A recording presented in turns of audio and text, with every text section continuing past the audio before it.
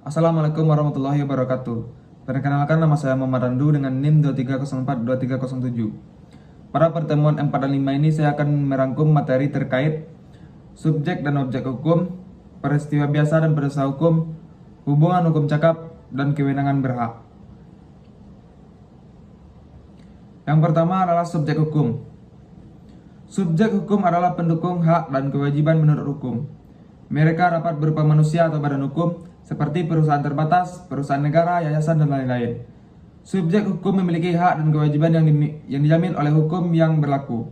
Dalam hukum perdata, subjek hukum adalah manusia sejak kelahirannya dan badan hukum. Selanjutnya, kategori subjek hukum. Kategori subjek hukum dapat dibagi menjadi individu, badan hukum, dan pemerintah. Individu adalah manusia memiliki hak dan kewajiban hukum.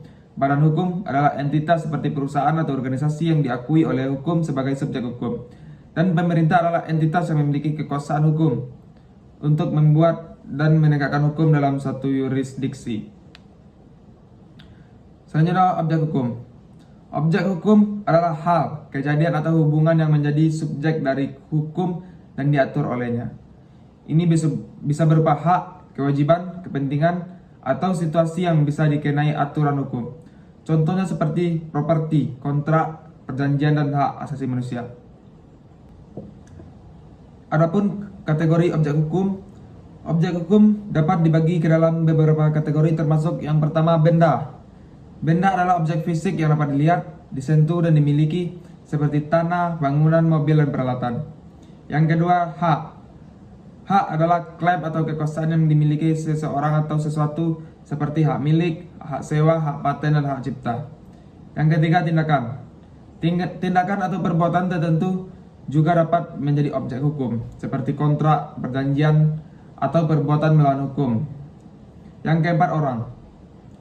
Manusia juga dapat menjadi objek hukum dalam konteks tertentu, seperti dalam hukum perdata, misalnya dalam kasus warisan atau perwalian, atau hukum pidana, misalnya dalam kasus tindak pidana.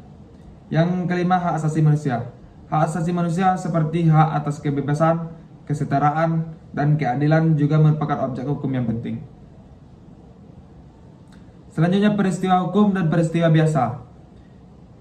Peristiwa hukum adalah kejadian yang terkait dengan hukum, seperti penegakan hukum, pengadilan, atau pembuatan undang-undang.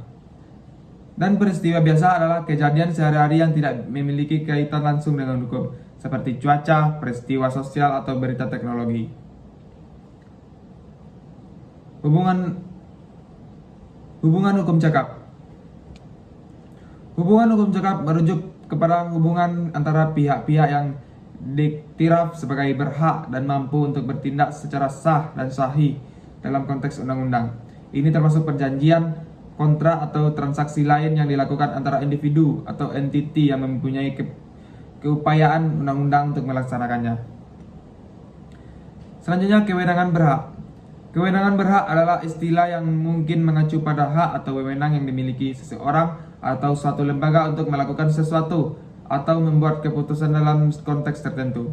Misalnya seperti dalam sebuah organisasi, kewenangan berhak dapat merujuk pada hak seorang manajer untuk mengambil keputusan terkait dengan timnya atau seorang pemimpin negara untuk menandatangani undang-undang.